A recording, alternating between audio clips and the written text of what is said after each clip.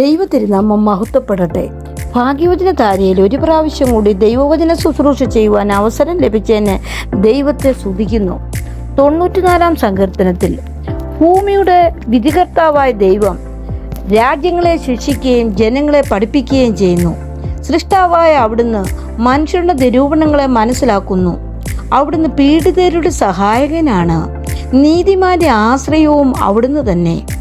അഹങ്കാരിയായ മനുഷ്യൻ ദൈവം ഒന്നും കാണുന്നില്ല എന്ന ഭാവത്തിൽ ദൈവജനത്തെ ഞെരിക്കുകയും എളിയവരെ കൊലപ്പെടുത്തുകയും ചെയ്യുന്നു.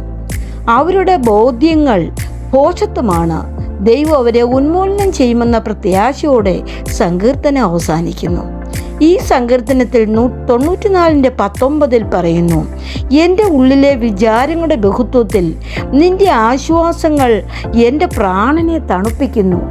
വിവിധ തരത്തിലുള്ള യാതനകളും വേദനകളും നമ്മെ വീർപ്പുമുട്ടിക്കാം. അവ ഒട്ടും തന്നെ താങ്ങാനാവാത്ത അവസ്ഥയിലായിരിക്കാം നാം എത്തുന്നത്. അപ്പോൾ നിരാശയുടെ നെടുവീർപ്പുകളും നിസ്സഹായതയുടെ നിശ്വാസങ്ങളും നമ്മിൽ നിന്നുയരുന്നു.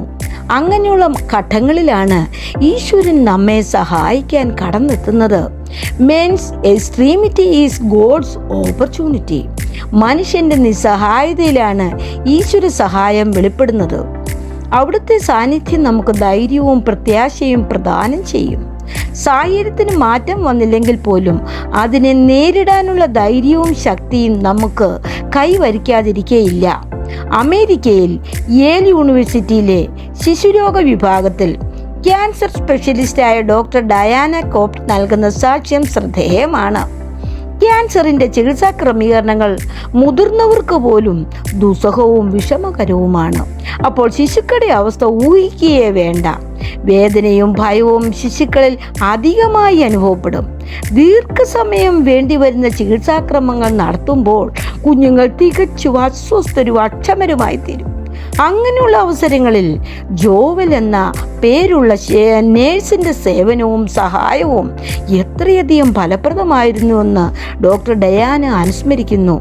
വാത്സല്യം നിറഞ്ഞ ഭാവത്തോടും പുഞ്ചിരിക്കുന്ന മുഖത്തോടും കൂടി സിസ്റ്റർ ജോവൻ രോഗിയായ ശിശുവിൻ്റെ കരം പിടിച്ച് തലോടുകയും കൊച്ചു കൊച്ചു വർത്തമാനങ്ങൾ ശിശുവിനോട് പറയുകയും ചെയ്യും.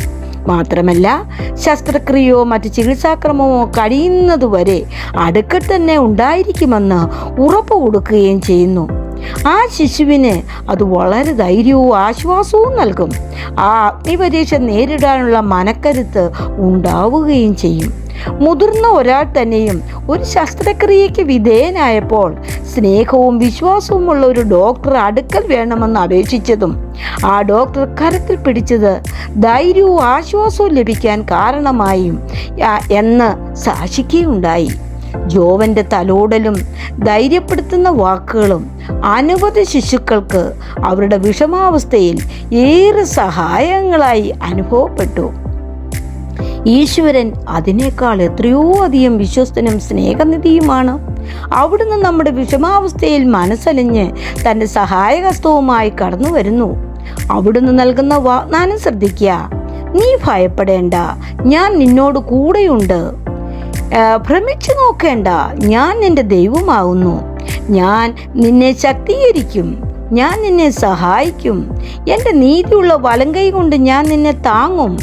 ഒരു സ്ത്രീ തൻ്റെ കുഞ്ഞിനെ മറക്കുമോ? താൻ പ്രസവിച്ച കുഞ്ഞിനോട് കരുണ കാണിക്കാതിരിക്കുമോ?